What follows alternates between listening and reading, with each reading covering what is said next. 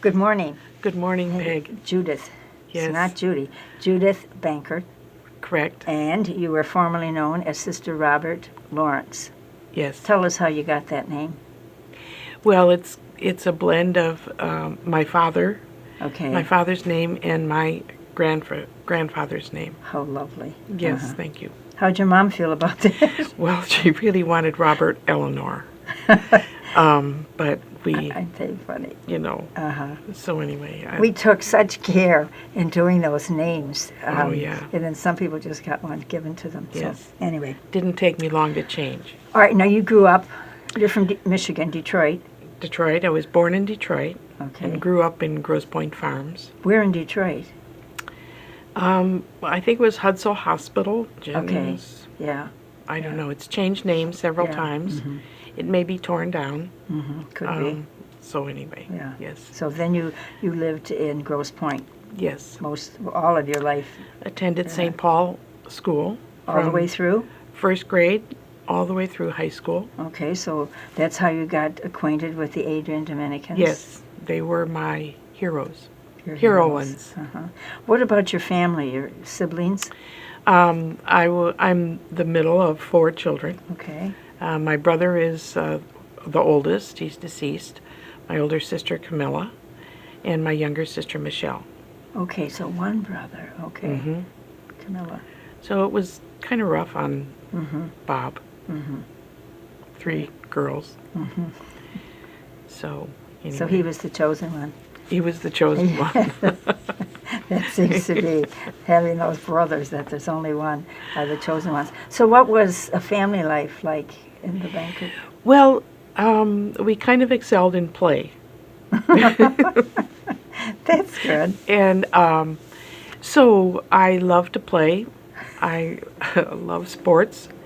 I can remember a time when I asked my mom and dad for a bike, and they said, okay, if you can at least save money for half of it. Oh, good. So Smart parents. Well, I guess it was smart. So I saved my pennies and nickels, and at that time we could cash in bottles for something. And I don't know if cans were there yet. So I managed to save up, and I had this beautiful Schwinn bike with silver and blue coloring, and it was just beautiful.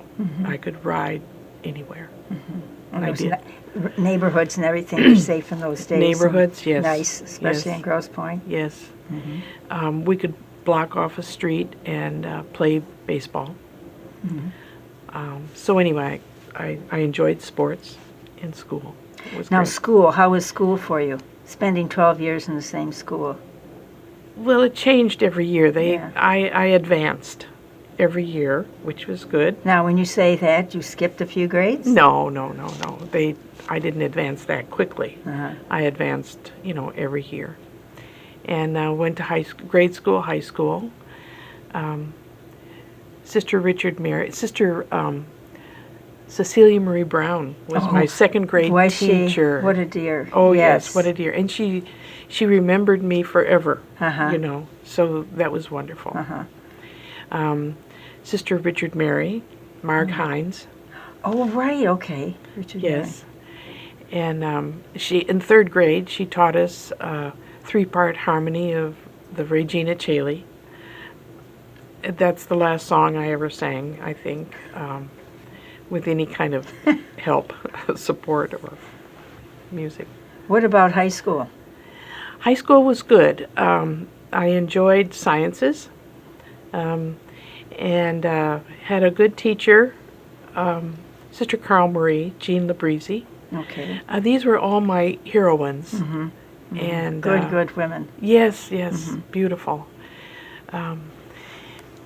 So anyway, that was high school, and then in our high school, we had 2 young women from Brazil that came and spent their senior year with us at St. Paul's. And one of them invited me back to live with her family for a year in Sao Paulo, Brazil. Oh, my word. Yes. Uh-huh. So, of course, at the same time, I wanted to enter the convent. And who was your inspiration for entering the convent? Did you have that desire since you were young? Yes, Oh. probably started with Marg Hines. Okay. Oh, interesting. The second grade was still a little bit early. I was, and then Sister Carl Marie. So anyway, she taught us sophomore biology and science, and Sister Marie Ioannis was there for a period of time. I met her again at Barry. So anyway, I wanted to enter the convent after high school, and my mom said, "No way. 2 years. You have to give me 2 years." Okay. So I enrolled at Siena. I think Siena. No, it was Barry. And then... oh, that's interesting. Yes. Then I was invited to Brazil, and my mom said, "No way." I said, "Mom, why not?" So anyway, she was concerned about my safety. Yeah, sure. And that I wouldn't come back married to a Spaniard. I said, "Well, it's, it's Portuguese, Mom. It's not." So anyway, she sure didn't appreciate that. But that was a life-changing event for me. I can see it must to have go been. and spend a year in a totally different culture. Grosse Pointe is kind of insulated. Not kind of, it was insulated. And that's a particular culture, wherever we grew up. Right. Yeah. So I went and lived with a Brazilian family, learned how do you do and thank you on the plane going down there.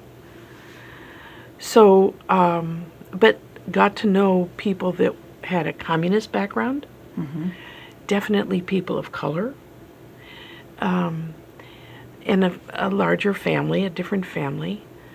I had my first job teaching English in a language school. And I must say that I was the first one to be assigned a teaching position because I spoke with Midwest English, not British. So it was really a life-changing event for me. So you had no training in teaching and stuff. It was just natural. No training. Yeah. Oh, Okay. natural? We did have a training course. Okay. And it's probably, Berlitz is probably the closest. And we used the phonetic alphabet to teach the varied pronunciation of English words. So it was a great learning experience for me. So getting used to the culture, getting used to the food.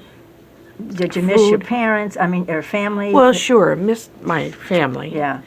But it was so exciting to be in a different culture. My dad, I think, gave me the best advice. He said, "Honey," honey, he called me honey. He said, "You can go down and do whatever you want." He said, "But if you hang out with all Americans, you're not taking advantage of the culture." Right. Smart man. Best words Yes, of wisdom. Yes. So I was able to do that, and I had difficulty learning Portuguese because everybody wanted to speak. I wanted to speak English, practice their English. So one summer, I went and lived on the little farm with Dona Olga and Fernando and the children. And they were totally Portuguese speaking. So my Portuguese improved by that time quite significantly. However, I said to my friend Maria Elise, I said, "Why don't you like to speak Portuguese with me?" And she said, "Because you sound like a child." Didn't do well. So do you keep in with the people that you Not so met? much anymore, no. Yeah. That was 18. Yeah. I was 18, so that was A few quite years. a few years ago. 2 years ago. All right, so you came back, and then... Enrolled at Barry. Good. Now, why Barry and not Siena? Probably the sunny climate. Climate. Yeah, okay. Yeah, so that was good.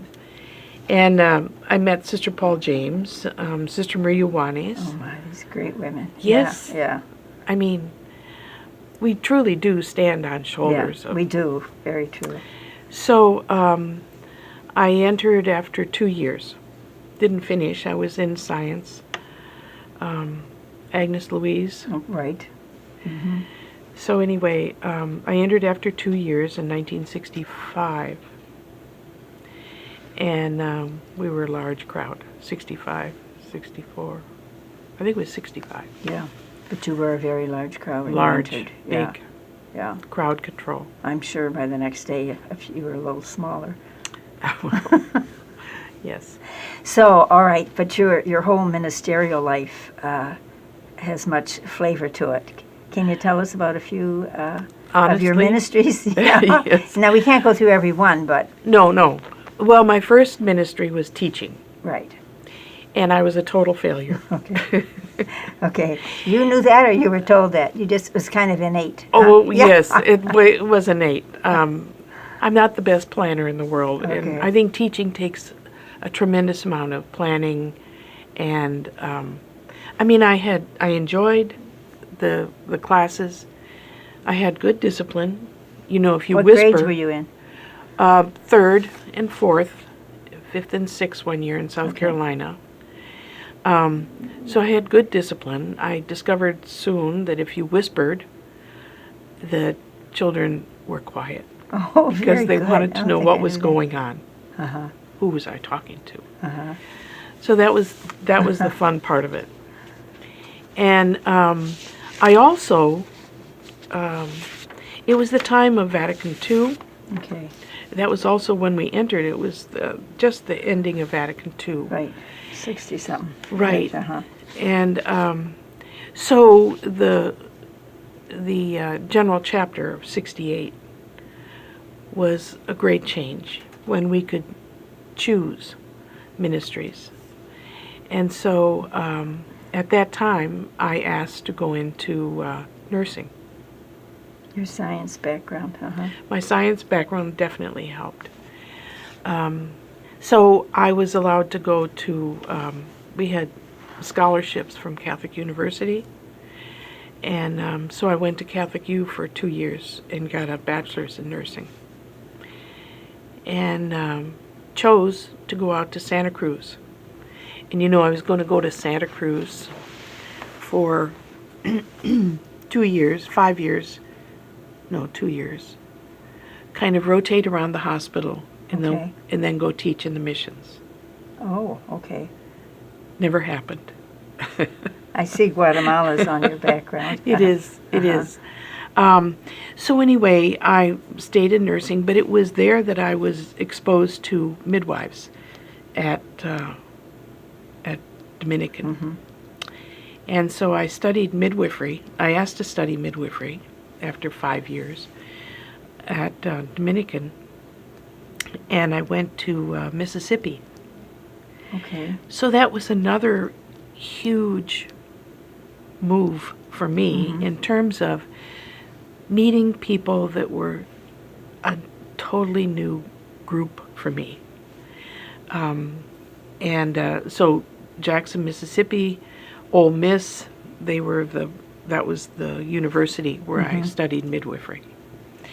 Worked for a year in Mississippi afterwards in a small all-black town. So it was the first time that I was a white face among black faces, and I learned a lot. It was a great experience. Beautiful women, a beautiful culture. And a beautiful ministry. I mean, midwifery. Midwifery. Well, there's two pronunciations. Both are okay. Yeah. I mean, it sounds as though you were engaged in bringing forth life, not only with the newborns, but with the interaction you had with families and people that you met. Right. We pretty much, because it was such a busy, small town, it was busy, the 5 of us, the 5 midwives that were there, we pretty much did just deliveries. So I didn't have the opportunity to do as much prenatal care. And really, a midwife is a guide. I know people say you bring life into the world, but it's really the mother or the That is, parents yeah. that are doing this. You're a guide, and you get the appropriate help. Or you do the appropriate things to help the woman work with her body to, Beautiful way to say it. yes, affirmed. You really affirmed the woman into her new life. And so that was very, very good. But Why after, did you specifically get into being a midwife? I mean, you worked in a hospital. Right. Well, when I was at Dominican, I worked in many different departments. And Okay. one of the works I did kind of on the side was prenatal classes. Okay. And at that time, in the late 60s or early 70s, women were starting to ask for more participation in their childbirth and participation of their partners. So prenatal classes were kind of a norm. Okay. And you discovered that men and women didn't know that much about their bodies and how to kind of work with them during this whole pregnancy and childbirth. So I was, as a childbirth teacher, I was able to kind of participate in that. And I learned that, kind of going back to my mom, her obstetrician that delivered all of us, was influential in her life. If we asked a question, she said, I don't know what Dr. Henderson would say about that. So I kind of saw that as a way to influence family development, new life, new families. And it was kind of a normal process, which I think is good for us.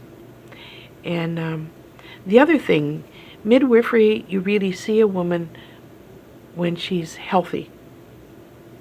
And you work with her during the whole cycle of childbirth, preparation, childbirth, and beyond. And so you really have a woman during her healthy years, and you promote health and as a part of your teaching, diet, nutrition, psychological help. Aside from the work that you did with midwifery, you've had other ministries. Well, I did take a sabbatical. Smart. I asked for a sabbatical. I was working with Spanish-speaking people. When I moved to California, I got jobs. My ministries were in clinics where there were a lot of Spanish-speaking women in care. And so many women were from Guatemala. And I read a book called I, Rigoberto Menchú. She received the Nobel Peace Prize a long time ago.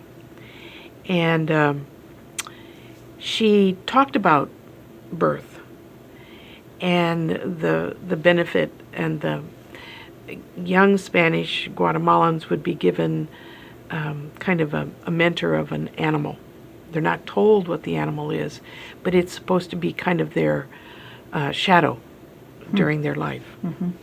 So anyway, I wanted to learn more about it. So I asked for a sabbatical, and was granted it, and I chose to go to Guatemala and work at a clinic where the BVMs had established a clinic. So another life-changing event. Right. You know, they speak many different languages. Some people say dialects, but they're actually languages. And so many of the health workers at the clinic spoke Spanish and a language such as Quiche or Quechucal. They kind of chided me a little bit. Why didn't I want to learn Quiche? And I said, you know, I can't maintain that. I want to improve my Spanish, and I want to know about your culture.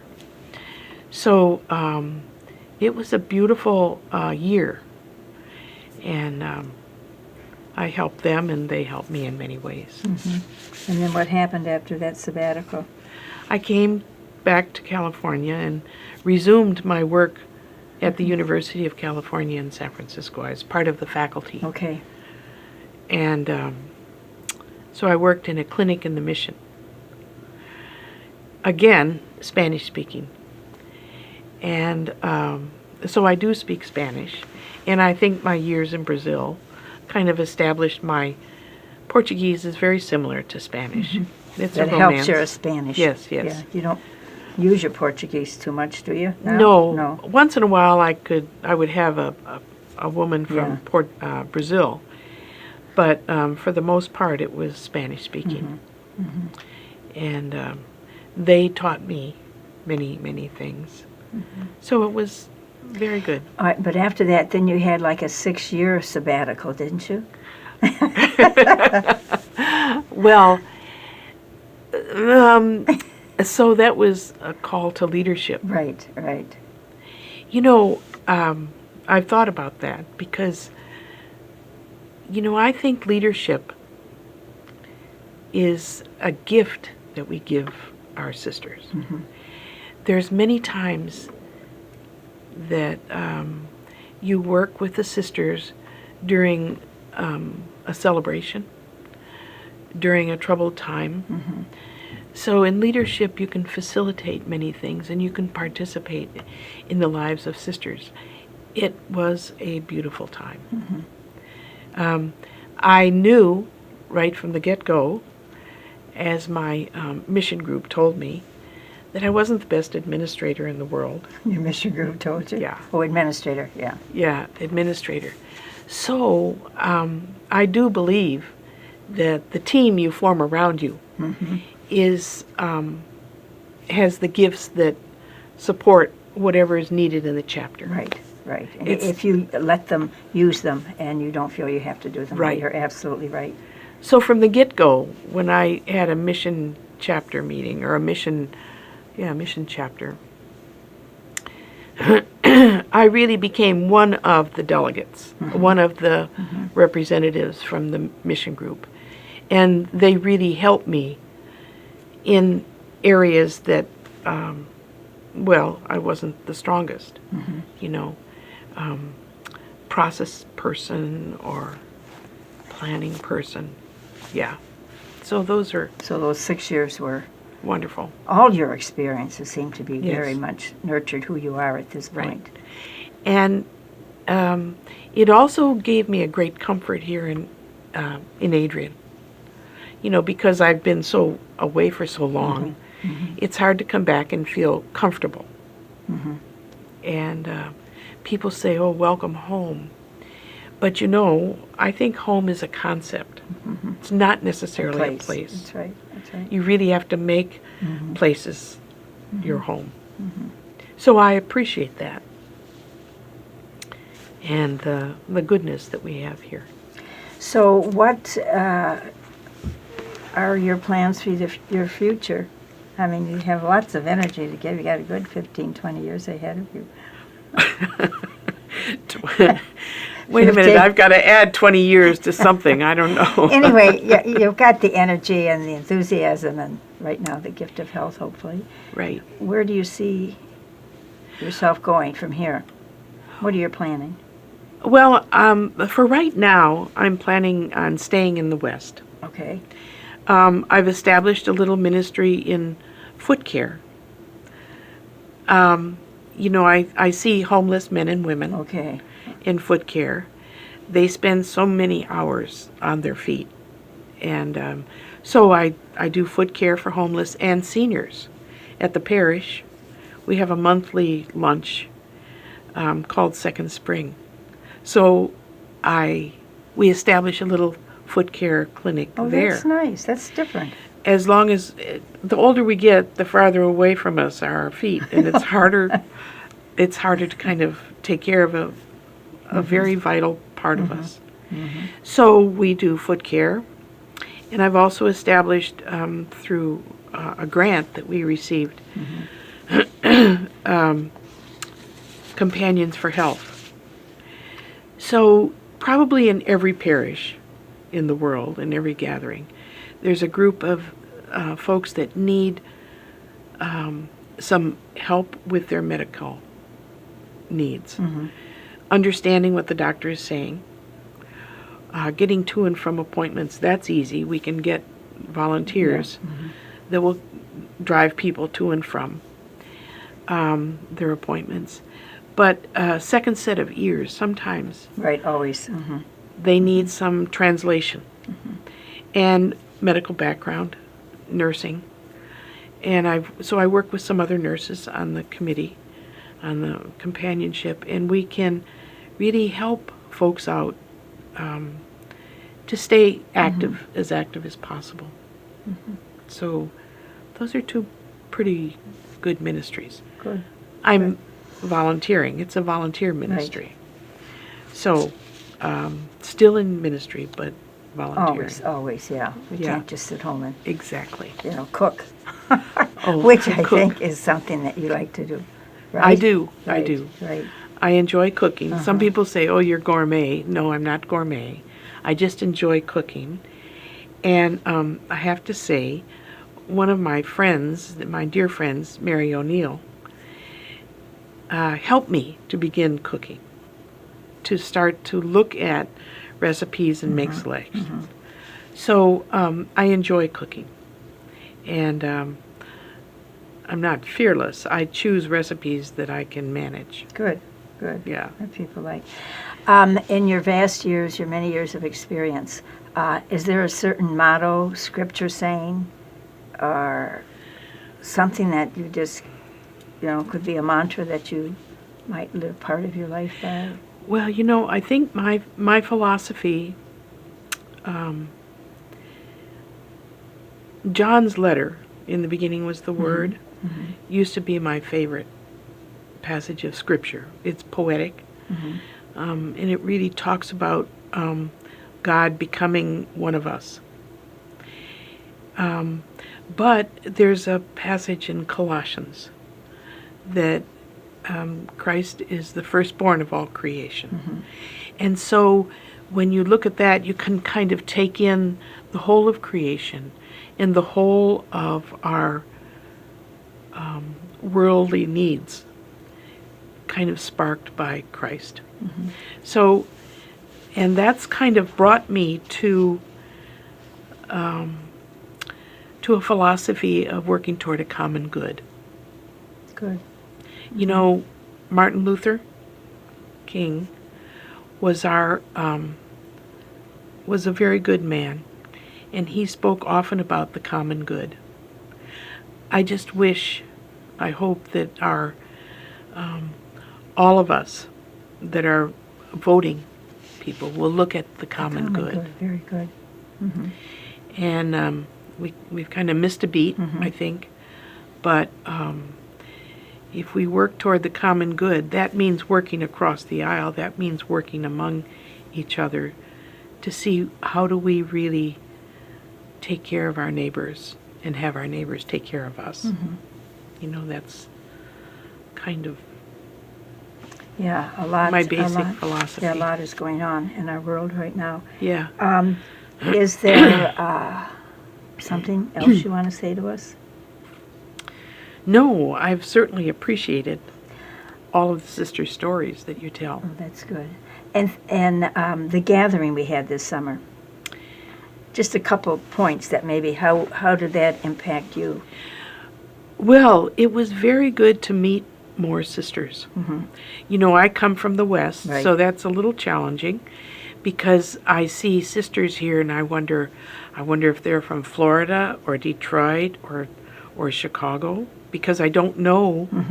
And so at the gathering, we sat at tables and we were able to have conversations. Could have had a little longer conversation, but there were many things to accomplish at that time. But that not the gathering we just had, not the assembly, but the summer, the August one. But anyway, which led us into the 4-chapter gathering we just had about a month ago. Correct. That was a good experience. It was, and we brought in speakers that were challenging. Sister Therese, she did us a favor, I think, talking about the charism. That was very good. Sean Copeland is challenging us all the time. Yeah. Wonderful woman. Yeah, she is. And Zenny spoke to us of her life and the life of our Remedy sisters. So those were wonderful experiences, and again, able to converse with each other at the table was very important. We've been saying forever we have to keep having these gatherings so we can get to know each other. I wonder when we will know we know each other. We don't have to answer that. Yeah. Is it possible to totally know each other? Are women who have graciously come here to do their stories. It's setting yourself out there to let people know you in a different way than Right. we have. Right. So how important it is for our women to take the step to tell I the think story. Weber. Yeah. I think Weber provides many mini gatherings. Yeah. But even up at the TV area, Yeah. when you're sitting there and you don't know the sister, you can spark a conversation, Yeah. which is important. So it's been good. Well, thank you so much for showing up. No one has to know what that comment meant. But anyway, so thank you, Judith Benkert. You certainly have had an interesting history and background. Thank you. And many, many people have benefited from your presence, from your ability, from the gifts that you have been given and you've freely given. Yes. So thank you in the name of the congregation. Been a pleasure. Yes. And Thank we'll you. just look for you in the next 15, 20 years to see where you are. 15 to 20 years. Okay, green burial. Green burial. Okay, goodbye. Thank you. Bye-bye.